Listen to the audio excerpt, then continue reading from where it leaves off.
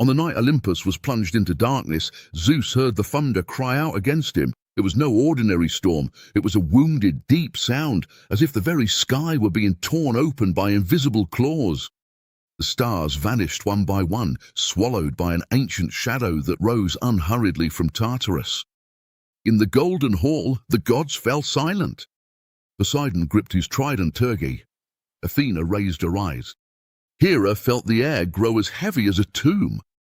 Then the gates of Olympus burst open. A creature entered, walking through black smoke and shattered marble. Its name was Moros, the Devourer of Fates. He did not look like an ordinary monster. His armor was made from dead prophecies, and on his chest, faded faces tried to scream without a voice. Ares attacked first, as always. His sword sliced through the air in flames, but Moros struck him down with a single blow, hurling the god of war against the columns. Zeus rose slowly. His throne cracked behind him, as if even the stone knew that night would demand divine blood. Moros pointed at the king of the gods and said, "I've come to devour tomorrow." Zeus clenched his fists, summoned a black bolt of lightning to his hand, and replied, "Then today you shall die choking on the sky." Zeus ruled Olympus with stormy eyes and a voice capable of bending kings, monsters, and armies. For ages his name was a shield for the gods and a terror to his enemies. But all ancient power hides cracks, and within those cracks something hungry waited. Moros did not merely wish to seize the throne, he wanted to destroy the future before it was born. For 7 nights, dark omens appeared in the world of mortals. Statues wept dark water. Crows died on the rooftops. Children woke up speaking forgotten names. In the temples, priests felt afraid to pray. In the mountains, shepherds saw clouds moving against the wind. On Olympus, the gods argued, accused each other, and tried to pretend they were brave. Zeus, however, remained silent. He recognized the sound of an approaching war. Before we continue, subscribe to the channel, leave a like, and let me know in the comments which city and county you're watching from. I want to know where this storm is being heard, because this won't be a tale of spotless glory.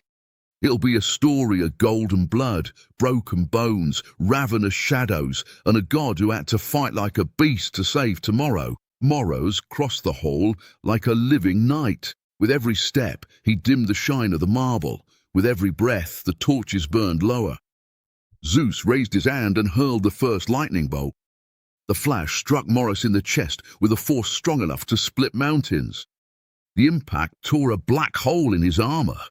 For a moment, the gods thought the battle would end there. But Moros placed his fingers in his own wound and pulled the lightning bolt out of his body, crushing it like brittle glass. The thunder died in his hand. Athena tried to advance with her spear, but her eyes lost their way. She saw 1,000 paths, and all of them ended in defeat. Hera cried out for Zeus, but chains of shadow climbed up the walls and bound her arms. The king of the gods attacked it in. This time, he didn't keep his distance. He charged forward with his fists crackling with blue electricity. Zeus struck Moros in the face, then the chest, then the throat. Each blow made Olympus tremble. Columns cracked, statues toppled, clouds burst open outside. Moros staggered, but smiled. With a blade forged from darkness, he slashed Zeus from shoulder to chest. Golden blood fell to the ground and turned into tiny storms. Zeus felt pain, but did not retreat. He grabbed Moros by the neck and hurled him through the golden doors. The enemy flew across the celestial courtyard and destroyed 3 pillars as he landed. Zeus followed after him, his cloak torn and his eyes blazing. Outside, beneath black clouds, Olympus ceased to be a palace. It became a battlefield. Moros spread his arms and black fissures tore open the ground of Olympus. From within them emerged faceless soldiers, made a hardened shadow, carrying spears that dripped silence. Poseidon struck the ground with his trident, summoning celestial waves that crushed dozens of them. Artemis fired silver arrows. Demeter made golden roots bind dart legs and arms. Even so, the shadows kept rising. Zeus realized this was not just a duel. It was an invasion. He flew at Moros like living lightning. The two collided in the center of the courtyard. The impact sent fire across the horizon and brought down sacred towers. Zeus struck first. One punch, then another, then another. Moros struck back with black claws to the god's chest, tearing out not just blood, but memories. Zeus saw images vanish inside his own mind. The first storm he created, the voices of ancient children, the taste of victory over Kronos. Furious, he summoned all the lightning around him. The sky answered with hundreds of flashes. Lightning bolts rained down on Moros, burning his armor, tearing his shadow, forcing the monster to retreat. But then Moros opened his mouth and blew out Oblivion. Zeus felt the world fade away. For a second he couldn't even remember his own name.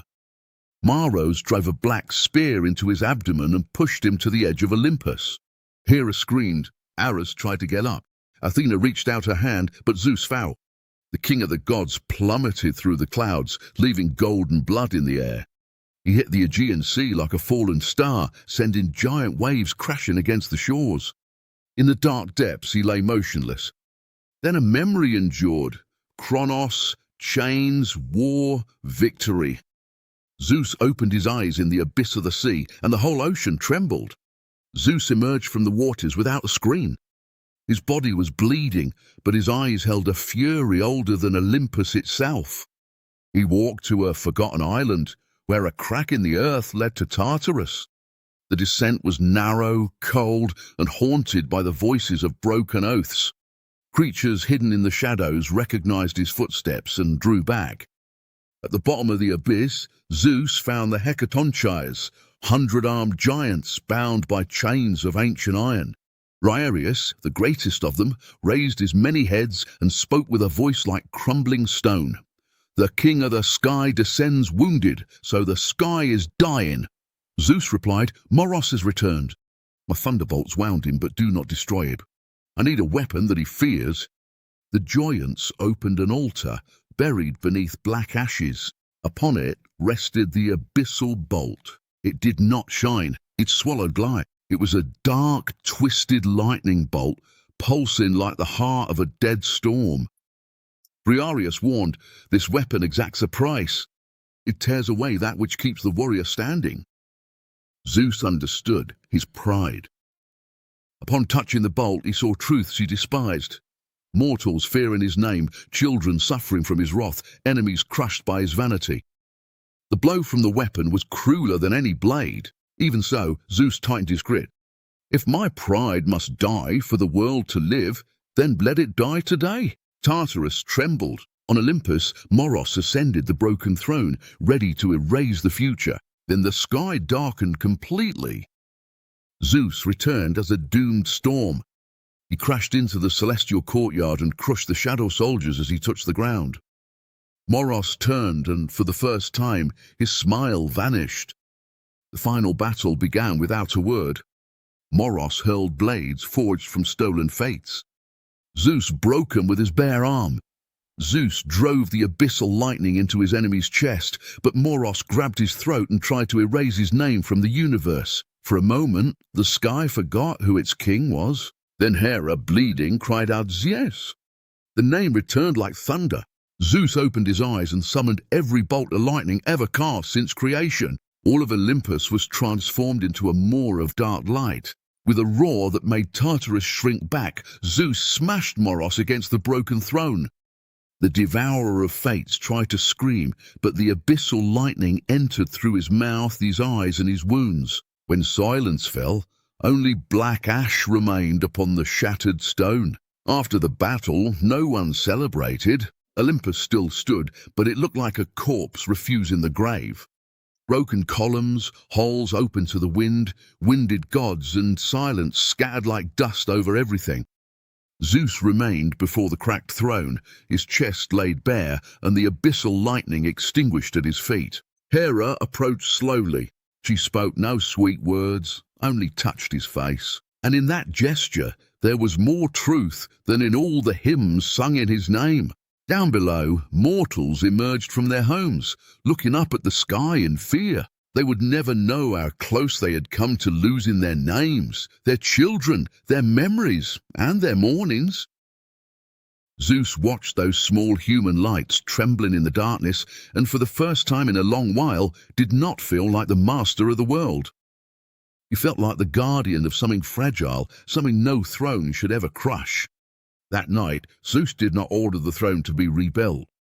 He sat upon the broken stone and let the storm wash his golden blood away. Olympus had survived, but it would never be innocent again. And when the first thunder rolled once more, it did not sound like a threat. It sounded like a warning. As long as Zeus drew breath, even fate itself would have to fight to touch tomorrow.